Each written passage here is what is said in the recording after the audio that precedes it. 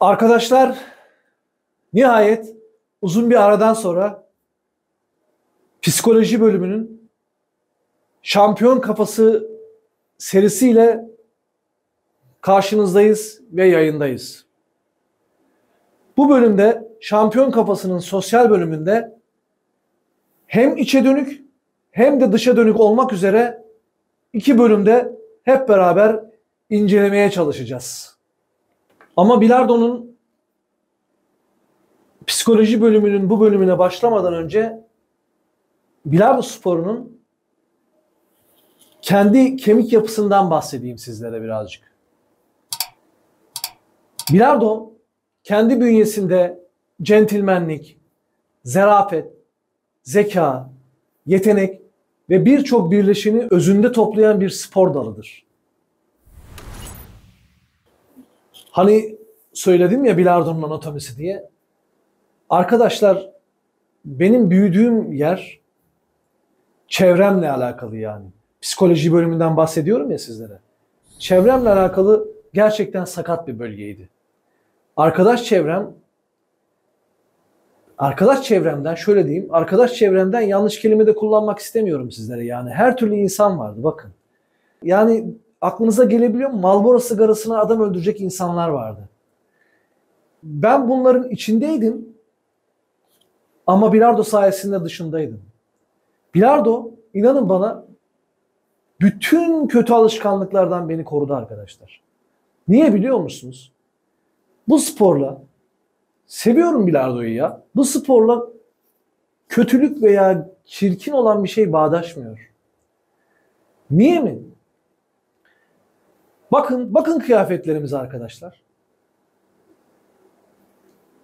Gömlek, bakın bugün size özellikle böyle giyindim. Papyon, takım elbise giyiyorsunuz. Pırıl pırıl ayakkabılarınız. Baktığınızda bilardoda küfür etmek, bağırmak, çağırmak, kavga etmek. Bırakın onu, ses tonunun yükselmesi bile yok. Kötü bir şey bu sporla bağdaşmıyor. Bağdaştıramazsınız. Yani sizin bu spor yapan arkadaşlarım, çevrem, bir sürü insanlar tanıyorum 30 yıldan beri. Yani yabancısı olsun, Türk'ü olsun fark etmez. Bakıyorum kötü ahlaklı insan var mı? Var demek istemiyorum ya. Yok, ben görmedim. Yani kötü olmak mümkün değil. Bir kere onu söyleyeyim. Zarafet olduğu için insan dışına çıkamıyor arkadaşlar. Yani kötüleşemiyorsunuz, öyle diyeyim size. Mesela bakın bilardoya.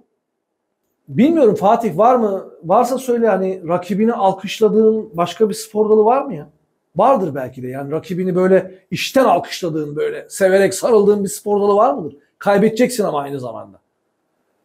Ben başımdan geçen bir anekdotu paylaşabilirim sizle. 9 ıstakada 40'a 5 maçı aldım. Tabii ki adam 5'ti. Baştan sonra ne oldu biliyor musunuz? Ben şimdi mahcup oldum yani. Belki anlayabilirsiniz bana. 40 bitirdim ama adama da birazcık da içimden üzüldüm. Adam ne yaptı biliyor musunuz? Abi adam yerinden kalktı. Geldi bana sarıldı ya. Adam sarıldı, tebrik etti yani. Yanaklarından öptü beni. Bakın. Empati yapın yani. Çok zor bir şey. Başka bir yerde bulamazsınız ya. Böyle bir spor dalı, yani bu aileye ait olduğum için gerçekten çok gurur duyuyorum ya. Bunu neden anlattım biliyor musunuz bu psikolojiye girmeden önce? Şundan anlattım arkadaşlar.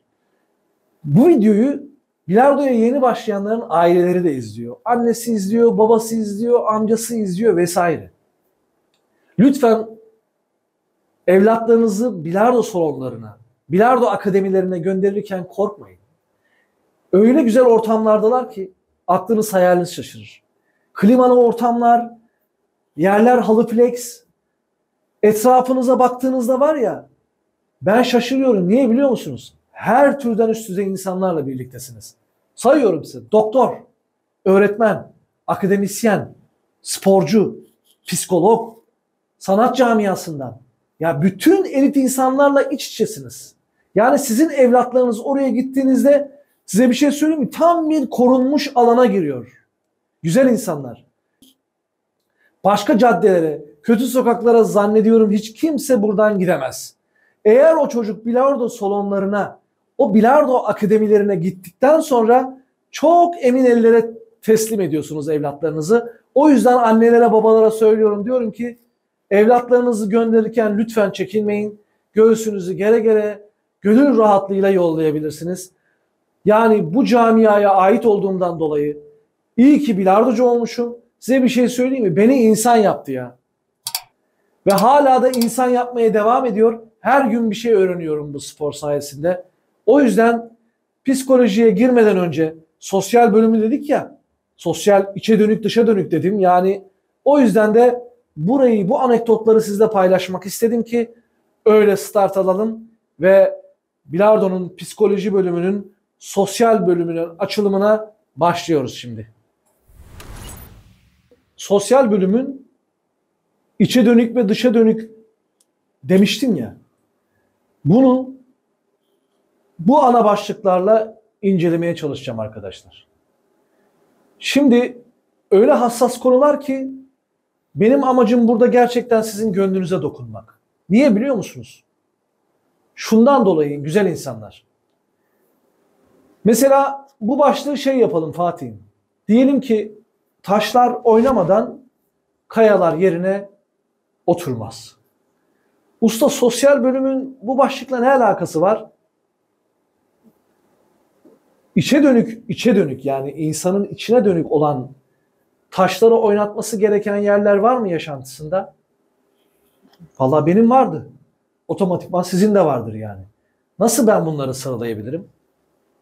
Mesela sen bir şampiyon olacaksın ve şampiyon yolculuğuna çıkmışsın. Yani senin dört dörtlük olma ihtimalin yok. Sende ne var?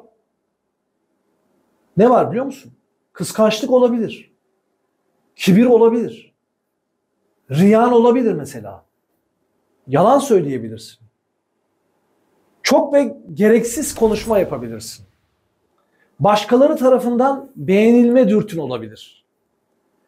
Bu yapılan sahte ve gerçek davranışların ışığında senin kendi ahlaki yapını düzeltmen gereken yerler olabilir mi? Olabilir. Şimdi yalan dedim ya, size bir şey söyleyeyim mi? Ya bu camianın içinde 30 yıldır varım yani. Ve bir sürü insanla ilişkim olduğu bir arkadaşım vardı. İsmini vermek istemiyorum. Size bir şey söyleyeyim mi? Adam durmadan yalan söylerdi ya. İnan Fatih bak bana bakıyorsun ama adam yalan söylerdi biliyor musun? Ve biz sorardık ona derdik ki niye yalan söylüyorsun? Duramıyorum derdi. Ya derdi ki kardeşim kurtul bundan yani. Senin yalan söylediğini biz biliyoruz. Bunu yapma. Ya derdi ki kurtulamıyorum yani. Mesela bakın bu çok ve gereksiz konuşma dedim ya. Bakın ha usta var ya kafayı yemiş birisi değil. İnanın bak. Sadece var ya evinizden olmak istiyorum arkadaşlar. Evdeki bir insan gibi. Yani bakın şimdi mesela bir toplumda oturursunuz. Bir masada 6 kişi oturuyorsunuz. 6 kişiye bir bakın. Eğer bir kişisi o masada çok konuşuyorsa adamla problem vardır. Şimdi demeyin usta sen de burada konuşuyorsun. Ben burada bir şey anlatmak için konuşuyorum. Ama adam mesela o masada hiç susmaz. Hep o konuşur. Ne vardır biliyor musunuz adamın iş dünyasında? Adam hastadır ya. Adamın orada muhakkak ben şu anda onu tek tek konuşmam lazım o insanla.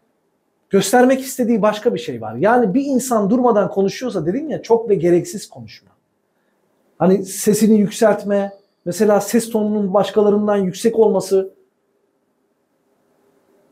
Yani ne oluyor biliyor musunuz sonunda? İnsanın orijinalitesinin ve gerçek kişiliklerini perdelediği andır arkadaşlar. Adam gerçeği göstermemek için başka türlü hareket etmeye başlar. Ne diyeceğim size? Mustafa Kemal Atatürk ne demiş? Güzel söylemiş. Altına ben de imza atıyorum onu yani. Ben sporcunun zeki, çevik ve ahlaklı olanını severim.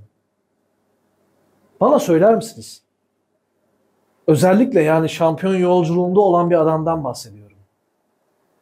Hangi insanlar yalancı, kıskanç, haset, riyası çok, kibirli?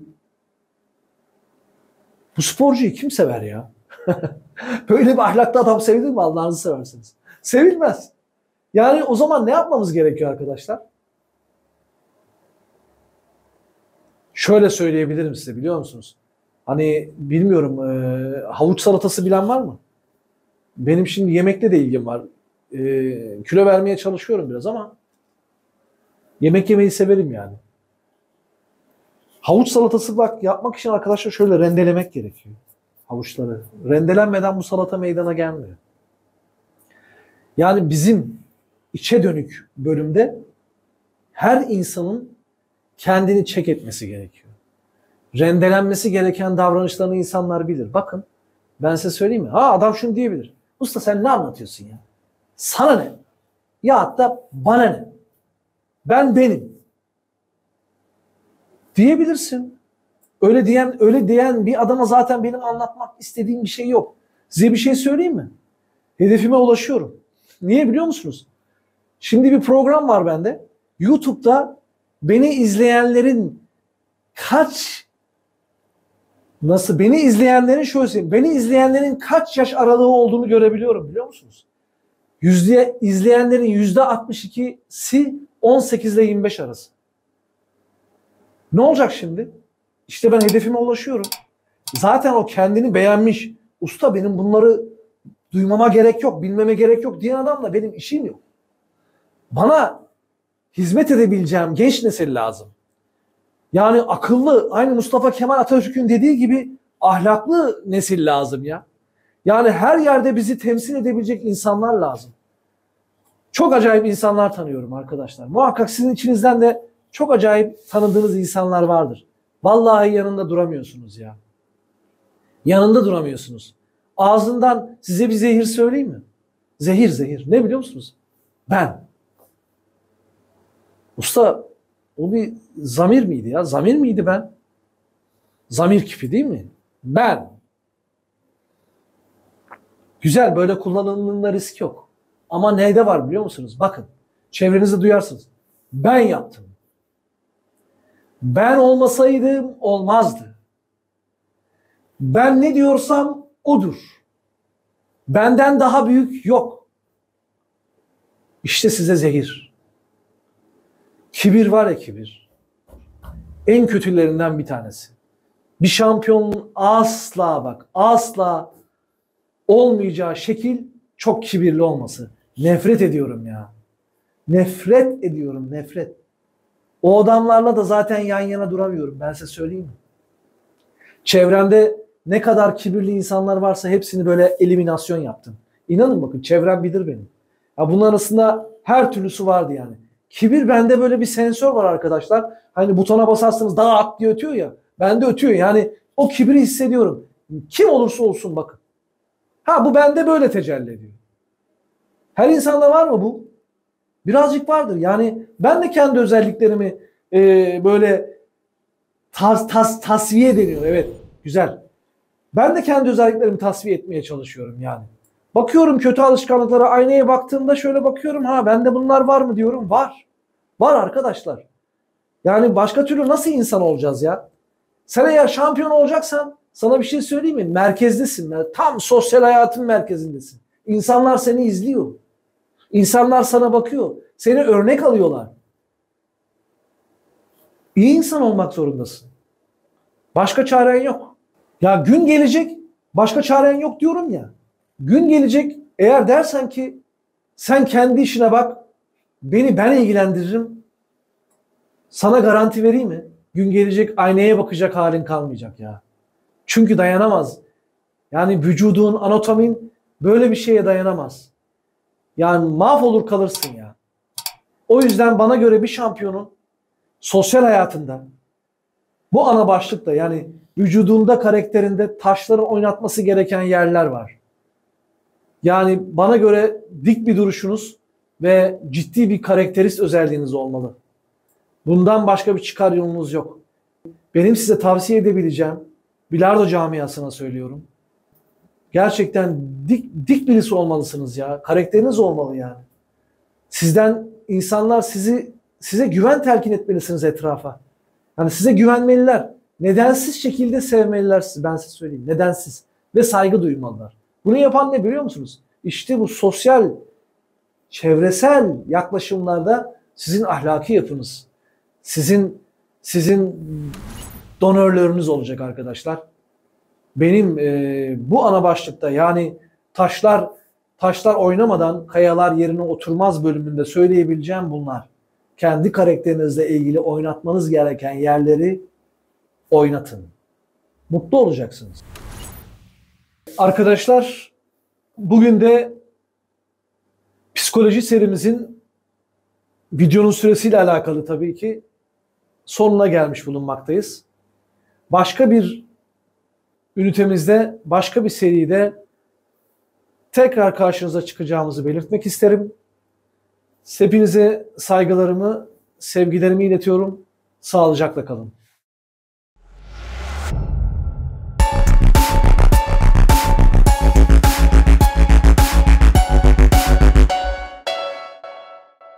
Bilardo'da daha önce hiç denenmemiş, hiçbir yerde bulamayacağınız yepyeni bir konseptle artık yayındayız. İstikamet, yetenek, armoni, psikoloji, sistem, teknik, bilardoya dair ne varsa tecrübeyle yoğrulmuş profesyonel bilardo oyuncularından yeni başlayanlara tavsiyeler eşliğinde yepyeni bir ufka yelken açtık. Bu yolculuğa hep birlikte beraber çıkıyoruz. Kanalımıza abone olup videolarımızı beğenebilir ve çevrenize tavsiye edebilirsiniz.